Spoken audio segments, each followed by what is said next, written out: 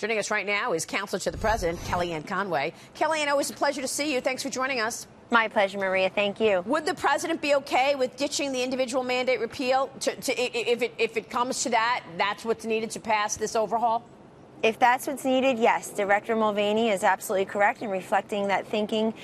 Look, we just want to make sure everybody understands the president has never wavered a moment on repealing and replacing Obamacare, and that individual mandate is a tax. How do we know that? Because the Democrats and others took the case all the way to the United States Supreme Court and said it was a proper use of their taxing authority to have Obamacare be the law of the land. 58% of all the penalties collected under that individual mandate come from households that make $50,000 or less a year. This is a tax on the middle class. We'd love to get rid of it. But we're not going to let it stand in the way of meaningful and immediate tax cuts and tax overhaul. Expect us to revisit health care, if it's not done now, next year. Yeah, it's interesting that you say that, because we just had on Congressman Delaney, who said, "Oh, this is all wrong. We shouldn't be dealing with taxes right now. We shouldn't be cutting the corporate tax rate. We should be doing infrastructure." And what we were talking about was, yeah, I think that's on the president's plans and congressional plans for after tax reform gets done. Is that a priority next, assuming tax reform gets done? It's a big priority. We've been working really hard on it here at the White House and administration-wide.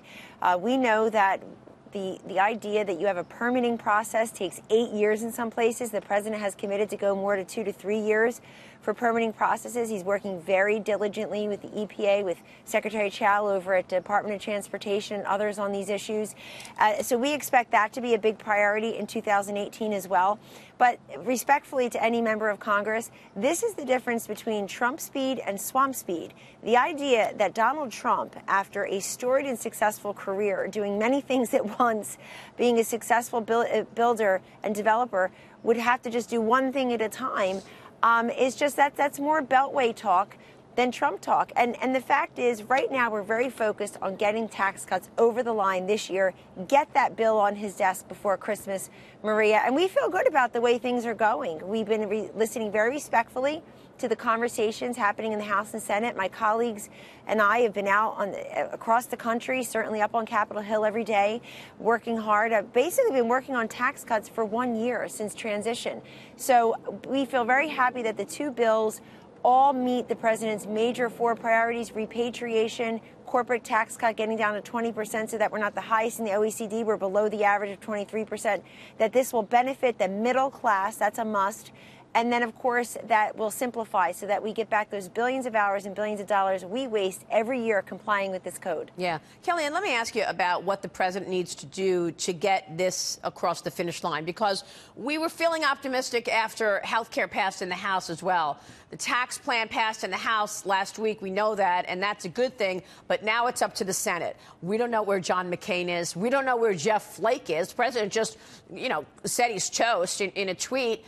We don't know where Bob Corker is. Are these personal fights going to get in the way of passage? What can the president do in the next couple of days or going into when they come back from recess after Thanksgiving to make sure that he's mending fences here?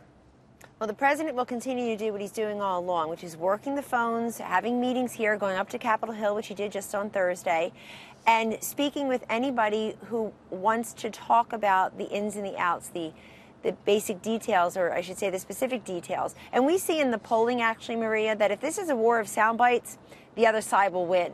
If we take the time and the care, and the we is the White House and the Congress and others, the grassroots community, the business community, if we go out there and we explain the specifics drive support in all these polls.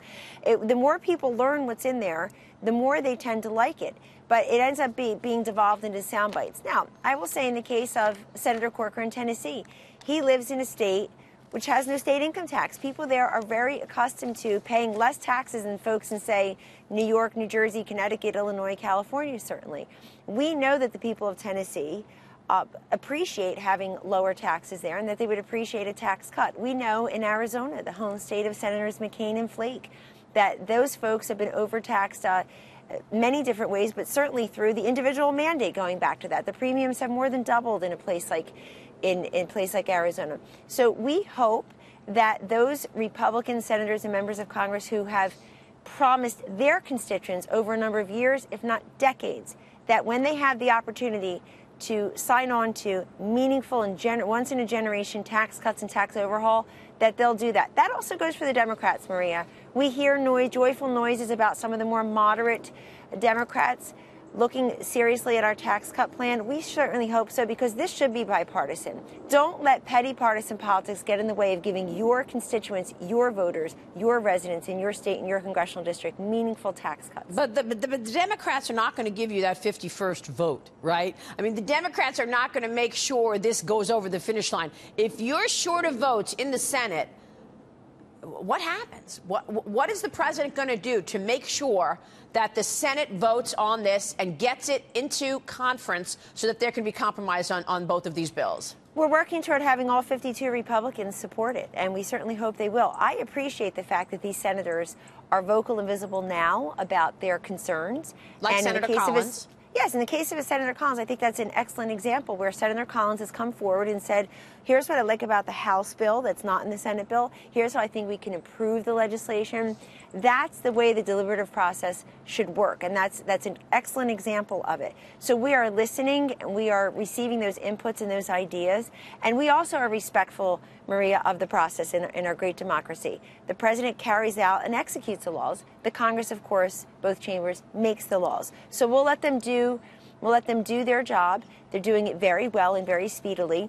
I'm sure they're going back home and they're hearing from the middle class, from the forgotten man and woman, that they want these tax cuts. Small businesses will have the lowest tax burden in 80 years. Corporations will be under the average in the OECD, which will make us more competitive, help us repatriate the trillions of dollars of wealth that's parked legally overseas. And we also look at this as a pay raise and a job security bill as well, because when employers have more cash, they're able to attract and retain an American workforce, invest in that inventory, give you better benefits. And if they don't, by the way, if they turn their backs on their employees, even though they have more money through these tax savings, the employees can walk. There'll be a more competitive environment where those who are seeking jobs or those who are seeking a different job will have more options.